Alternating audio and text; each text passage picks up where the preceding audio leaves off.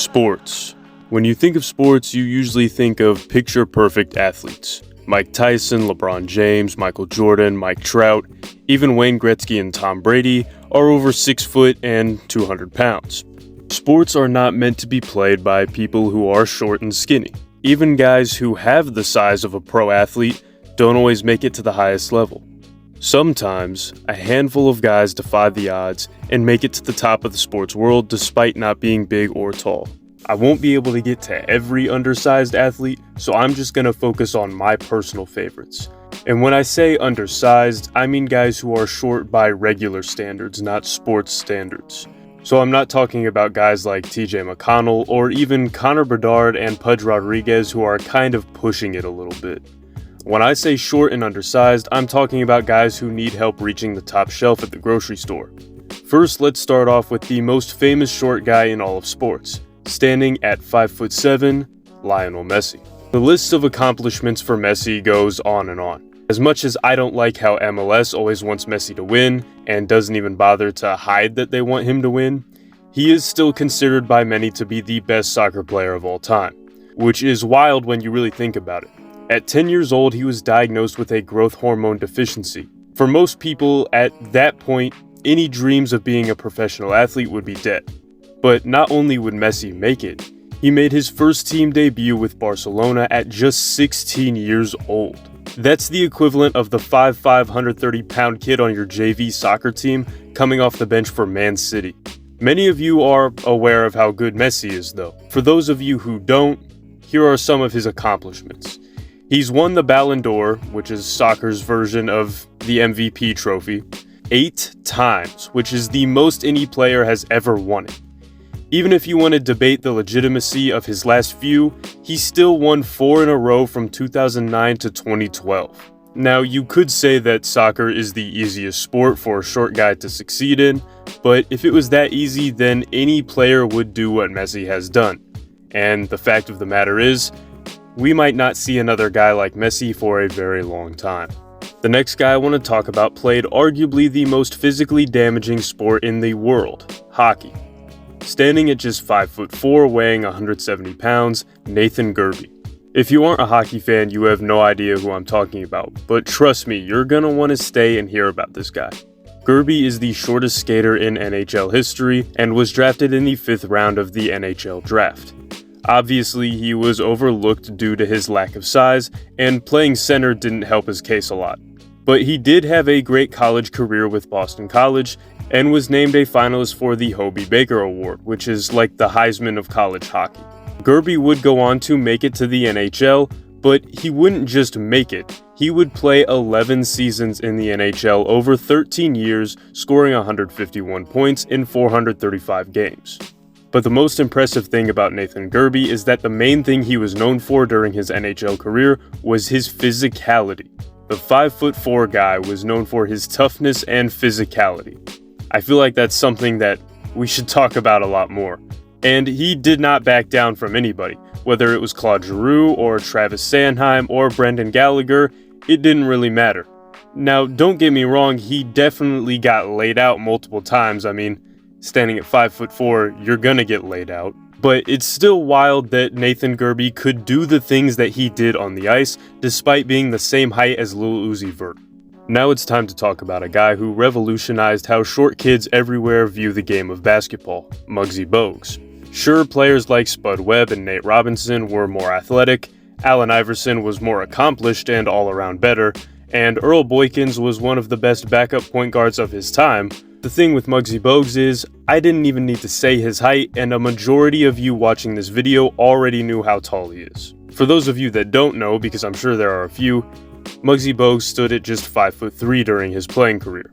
But being short was not the only thing that Muggsy had against him. Bogues would grow up in the projects of Baltimore. Even if he were a regular-sized player, he was disadvantaged from the start just based off that right there. But we're talking about a 5'3" basketball player growing up around poverty and crime.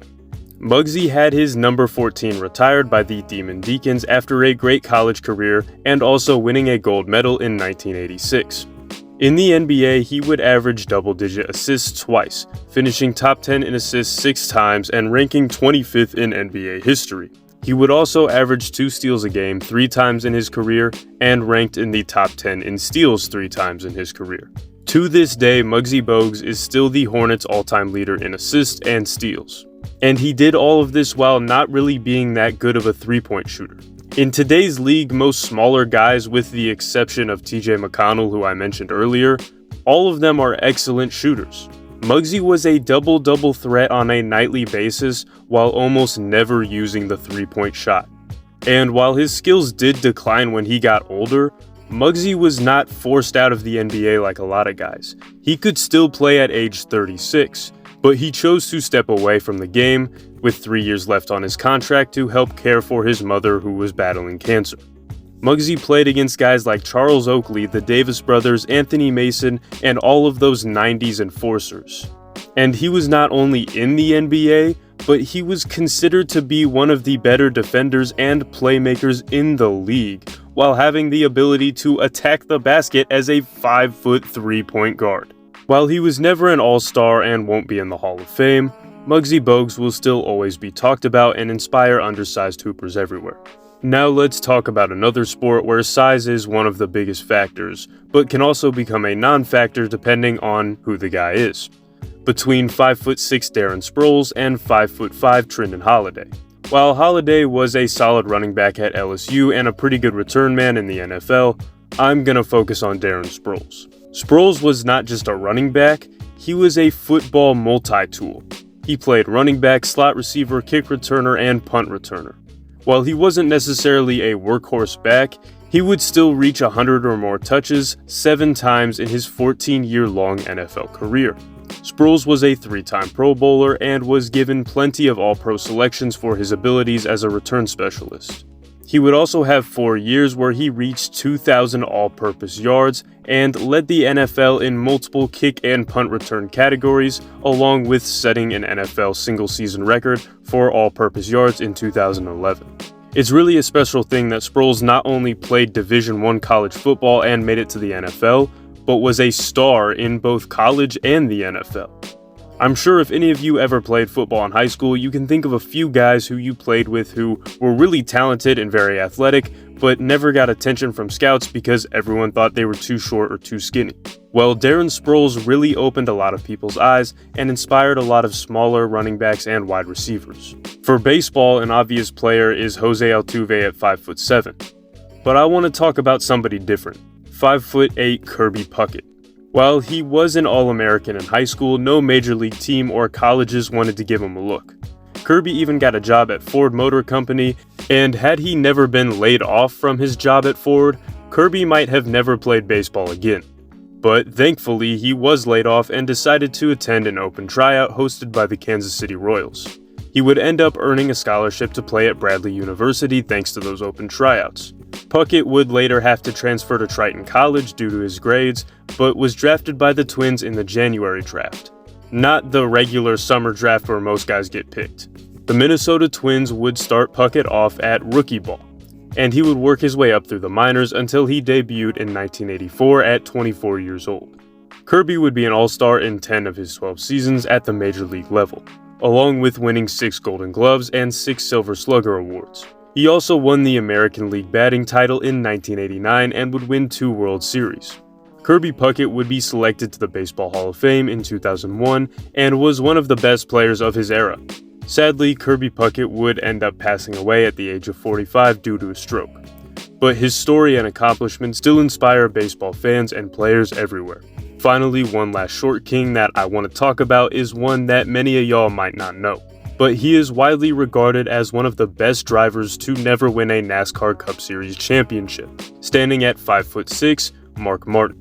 I like Mark Martin for multiple reasons. He drove the Viagra car, which pretty cool. He also suffered so many heartbreaking losses and came so close to winning it all and walked away with nothing, but still bounced back every single time. Another thing is, he's an avid Gucci Mane fan, so am I.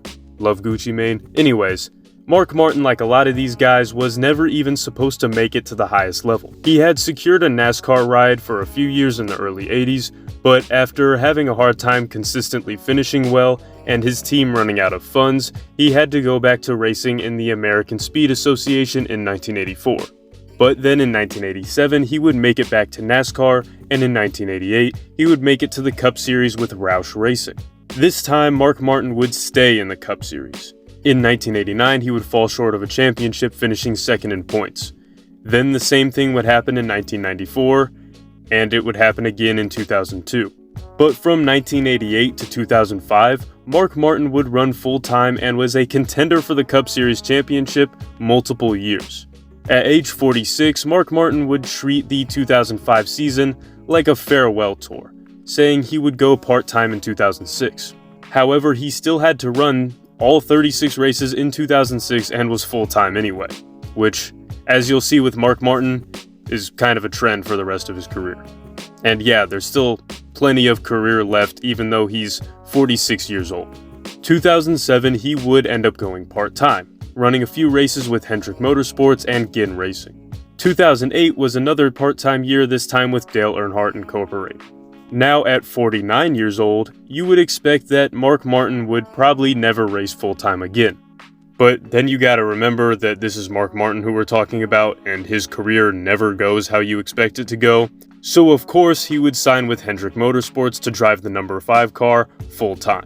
Mark even had a shot at the championship in 2009 at 50 years old, but of course, finished second. Mark Martin would run full-time until 2011 and ran his last Cup Series race in 2013 at age 54. So when it was all said and done, Mark Martin would have a career that ended up spanning 4 different decades with almost every single up and down imaginable. You might be thinking that height really doesn't matter that much when it comes to being a race car driver. My counterpoint to that is, it's still a very demanding sport. The NASCAR season starts in February and doesn't end until November. Also, a NASCAR Cup Series race is a really demanding thing, even just one. They can last 3 to 4 hours with almost no breaks, and the inside of a car can get up to 140 degrees. So, racing, just like any other sport, is a really demanding thing, especially at the highest level. But the thing that Mark Martin did to deal with that is he had a very regimented workout and diet routine that he followed, which he was really the first guy to ever have that, and it kind of revolutionized how drivers now get ready for the upcoming season and changed how teams view their drivers in what they do during their off time. So basically, Mark Martin chose to lift weights and eat healthy in order to make up for the fact that he was only 5'6". There are so many players across all sports that were undersized or short and performed amazingly. I mean, Maradona was only 5'5", Yogi Berra was 5'7", Boston Celtics Isaiah Thomas is 5'9", Martin St. Louis in his playing days was 5'8", Aaron Donald, one of the most dominant defensive linemen of all time, was 6'1", going up against guys who were 6'4" and up. My favorite NASCAR driver, Kyle Larson, is only 5'7". Unfortunately, I just can't get to all of them in this one video, but I would encourage y'all to talk about who your favorite short athlete is in the comments, whether it's basketball, baseball, racing, it could be F1. I talked about NASCAR because I'm a NASCAR guy. You talk about soccer, there are so many short soccer players that, I mean, as many as there are, it's still really impressive that they make it to such a high level. And I will say that while almost every single part of being an athlete is harder for shorter players, the one thing that is easier for them is being a fan favorite. If you're undersized and you play, you are automatically a fan favorite to whatever team you play for.